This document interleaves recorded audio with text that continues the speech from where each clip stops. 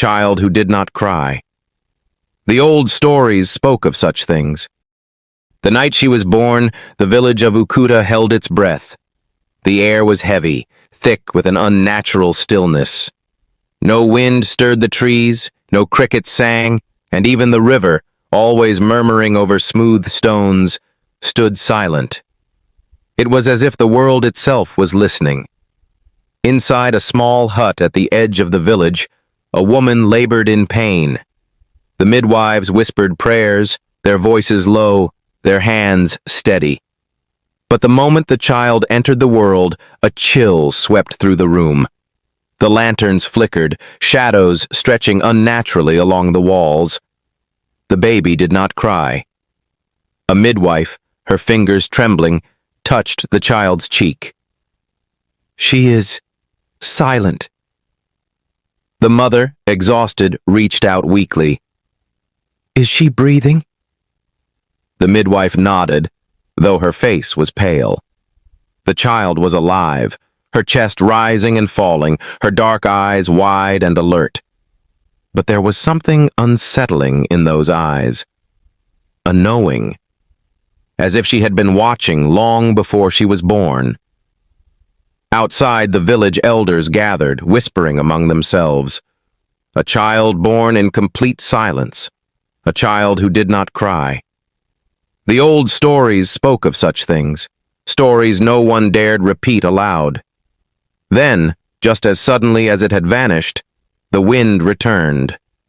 A low howl that rushed through the trees, rattling doors, sending shivers down spines.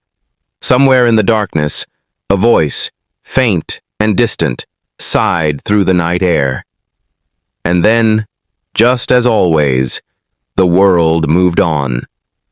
The villagers did not speak of that night again, but the whispers remained, hiding in the spaces between words, waiting for the day the girl would finally listen. The girl grew in silence. While other children babbled their first words, she listened. When they played in the dusty village paths, she stood at the edges, watching. She was neither lonely nor afraid. She was simply waiting, though for what, she did not know. It was on the night of her 12th birthday that she first heard it. The village had settled into sleep, fires dimmed to embers, the moon hanging low in the sky. She had wandered beyond her hut, drawn by something unseen. Her bare feet pressed against the cold earth as she walked toward the old village well. That was when she saw her. A woman sat at the edge of the well, draped in black, her veil flowing as though caught in a breeze that did not exist. Her body was unnaturally still, her head bowed. The girl hesitated. She had seen all the faces in her village. This was not one of them. A strange feeling tugged at her, an instinct she could not name, and before she could stop herself, the words slipped from her lips. "Who are you?" The woman's head lifted, the motion slow, deliberate. The veil concealed her features, but beneath it, the girl could feel the weight of her gaze. The air around them grew heavy, thick like mist pressing against her skin. Then the woman spoke. Her voice was not like the voices of the living. It was thin, distant, like the rustling of dry leaves carried on the wind. "You can hear me?" A shiver crawled up the girl's spine. The question itself felt wrong, unnatural. She swallowed. "Yes." A long silence followed, stretching between them like a thread pulled too tight. Then the woman sighed. "It has been so long since someone answered." The girl took a step back. Something in her chest told her to run, but another part, deeper, quieter, told her to listen. Then the woman whispered a name. A single name. A name the girl did not know. Yet somewhere in the village, a door creaked open. A shudder passed through the trees. And far away, in the depths of the night, something stirred. She ran before she could hear more, but the whispers had already found her. They would not leave her now. Morning came, But the girl could not forget the woman by the well. The name whispered in the night clung to her mind like a shadow, though it meant nothing to her. Yet as she stepped outside her hut, she knew something was wrong. A hush had fallen over the village. People gathered in uneasy clusters, their voices hushed, their faces tense. The girl pushed through the crowd until she saw what they were staring at. A man lay motionless in the dust. His skin was cold, his eyes empty, dead. The village elder knelt beside the body, his face solemn. "He passed in his sleep," he murmured. "No sign of illness, no struggle, just gone." The girl's breath hitched. It was him. The man's name was the same one the woman had whispered to her last night. Her fingers curled into fists. The memory of that voice, thin as wind, echoed in her mind. Had she done this? Had she spoken death into existence? She took a step back, heart hammering in her chest. No one knew what she had heard. No one could know. But as she turned to leave, something caught her eye. Beyond the crowd, near the well, a figure stood watching. Black veil flowing, body still as stone. The woman. She was waiting. And the girl knew. This was only the beginning. The whispers spread before the sun had fully risen. A man had died without cause, and the village had no answers. But fear does not need answers to grow. The girl felt the stares before she saw them. Women clutching their children closer, men lowering their voices as she passed. Even the elders, who had always spoken with patience, now looked at her with wary eyes. She kept her head down, her mind racing. They don't know. She told herself this over and over. No one knew about the woman by the well. No one knew she had spoken to her. No one knew that the name whispered in the night had become a lifeless body by morning. And yet, something had changed. The whispers no longer came from the living. They came from the spaces between, from the hush of the wind, from the shadows stretching at dusk. They were louder now. At first, they were nothing but murmurs, soft voices just beyond her reach. Then they grew bolder, slipping between words, threading themselves into the silence.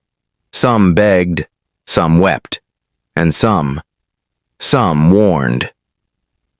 That night, she sat by the dying embers of her family's fire, wrapping her arms around her knees. What was happening to her? Why had death chosen to speak through her? Outside, the night was still. No wind, no voices. For the first time since it had begun, there was only silence. Then, somewhere in the darkness, she heard it. A slow, deliberate creak, like a door opening that should not have moved. A presence settled in the room. A weight. A coldness that did not belong. She did not turn around. She did not need to. She was no longer just hearing death. It was here. The room was silent, yet she felt it. Something standing behind her, watching. The fire had died completely, leaving only cold ash and the faint scent of smoke. She could hear her mother's slow, steady breathing from the other side of the hut. The rest of the village was asleep. But she was not alone. Her body was stiff, her breath shallow. Every instinct screamed at her not to turn around. But then, a whisper, low, steady, inescapable. "You should not listen." Her blood ran cold. This voice was different. It was not like the murmuring spirits, nor like the woman at the well. It was deeper, heavier, like something ancient and absolute. Her fingers dug into the woven mat beneath her. Who are you?" A pause. Then, "You already know." She swallowed hard. The air was thick with something unseen, pressing against her skin like an invisible weight. Slowly she turned. The shadows in the hut seemed to shift, bending unnaturally. And then she saw it. A tall figure, cloaked in darkness, standing in the corner. Its face was hidden beneath a hood, its body wrapped in flowing black. There was nothing human about it, yet it was not entirely monstrous. It was something in between. Death. She had not summoned it. She had not called its name. Yet it had come. It took a slow step forward. The air grew colder, her breath turning to mist. "You should not listen," it repeated. She wanted to speak, to ask why, to demand answers. But she could not.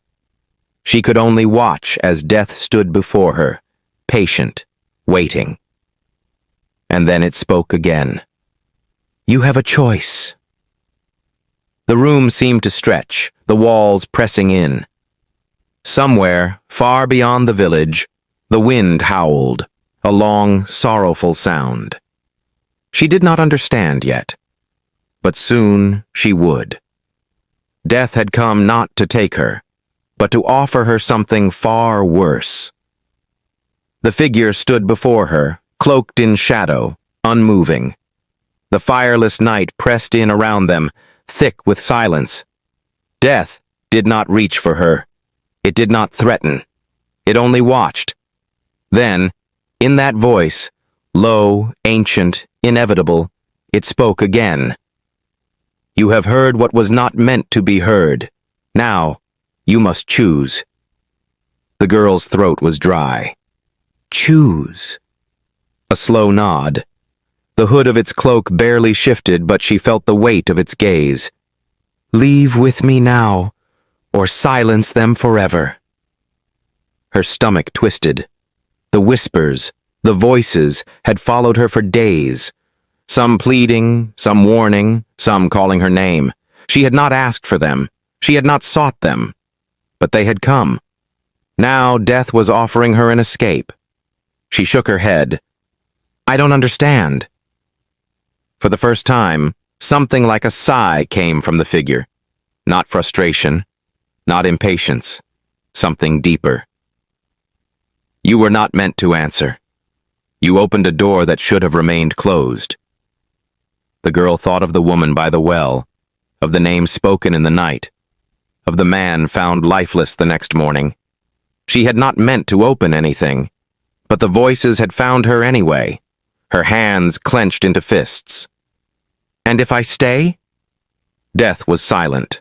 Then, with the slow inevitability of a tide pulling back from shore, it stepped away. "Then you will learn what it means to listen." The shadows behind it deepened, stretching unnaturally, swallowing its form as it faded into the dark. Then, just like that, it was gone. The hut was warm again. The silence was normal. The night was just a night, but she knew the choice had already been made. She had stayed. Now, she would hear them all.